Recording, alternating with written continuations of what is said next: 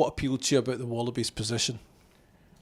It's a lot of things. I look historically the great Aussie teams of the past. Amazing skill sets, tough, competitive, smart. And I looked at Australia. I think there's a lot of good talent coming through the system. There's a lot of good people in Rugby Australia, and I know they want change, and we all keen to be part of that.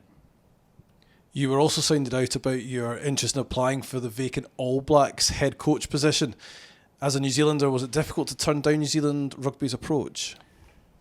I'm a proud Kiwi, and but the big thing is I've been talking to Australia for a lot of months, and the All Black interest came in late in the piece, and as I mentioned, by that stage, we'd done a lot of homework. We were really excited by the opportunity to go to Australia, and so that ended up being an easy decision. You've worked with Scott Johnson here in Scotland. Did Scott's role as Director of Rugby in Australia factor into your decision to pursue the opportunity with the Wallabies? Yes. Obviously, I worked with him here in a similar role. He's great to work with. He's a good man, good eye for the game, passionate, makes things happen. And so I had a really good working relationship with him here. His role is to do what's best for Aussie rugby, and so I guess he's going to make sure that everything that we're doing is in the best interest as well, and so we support that and think it's important.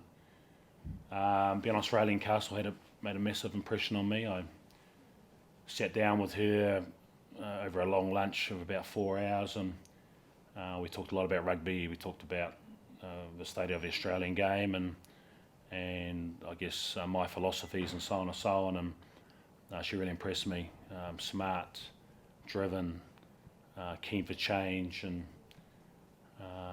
be really down to earth. So I think strong leadership is important for me, and to have her and Jono, there to help drive things was important. And as a foreigner, how do you feel you'll be received by the Wallabies fans? I get it. I think the Australians want their national team coached by an Australian, and I'm okay with that. I think hopefully they're feeling that way because they care about Aussie rugby, and I guess all I can say is everywhere I've gone, I've immersed myself in the community and the culture. And I guess we'll be judged by what we do as opposed to what I say now. But I can assure you that I care about the future of Australian rugby. Going to work really hard to get a strong connection with the Super Rugby coaches and national age grade coaches to ensure that we've got good young talent coming through and creating a pathway for them. Have you met the current Wallabies skipper Michael Hooper or any of Australia's core squad members? Obviously I coached against a lot of those guys, so I've got a strong understanding of their abilities on field. I don't know those guys probably any better than a handshake and a quick chat after the game, but looking forward to get to know them better. And what are your first priorities when you take over the role next year? I think first thing is to establish a high quality management and coaching group. So obviously we're into that now. I think it's important we have really strong Australian flavour in that group, and I want to bring back guys who are experienced and can offer a lot, prepared to challenge and so on. So and those guys are going to be on the grass doing a lot of work while I'm still over this way. So that's the immediate focus. And can you describe your own coaching style or the way you like your teams to play? We play a really positive brand of footy, so I think that's important. I think that's the Australian way as well.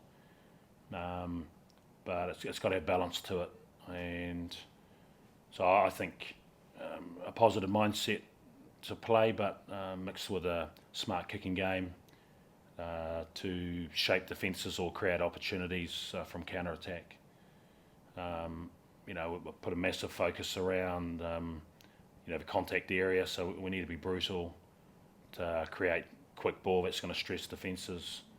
Likewise with our defence, that sort of hard edge that's going to make it difficult to penetrate and get slow ball and so on. So, I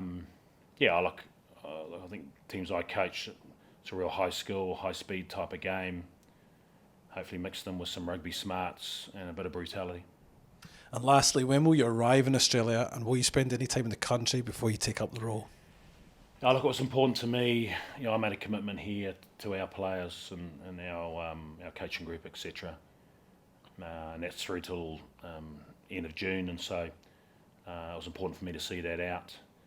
I'm going to be, we've got about a 3-week break at the start of Six Nations, so I've got a chance to sneak over to Australia and I guess meet key stakeholders, spend a bit of time with Raylene and the other leadership people. I want to get around to all the Super Rugby clubs and spend a bit of time with those guys to create a strong relationship and get a bit of planning done, obviously, with hopefully we've assembled a big chunk of the staff by then and get clarity on how we're going to drive things, especially in my absence. So, it's going to be a lot of work done remotely.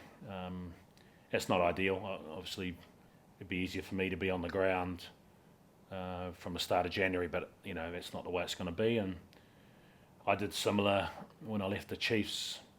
I had to do a lot of planning to come straight out of one season into another. So again, it's important, I surround myself with good people who are going to be able to drive a lot of that stuff in my absence.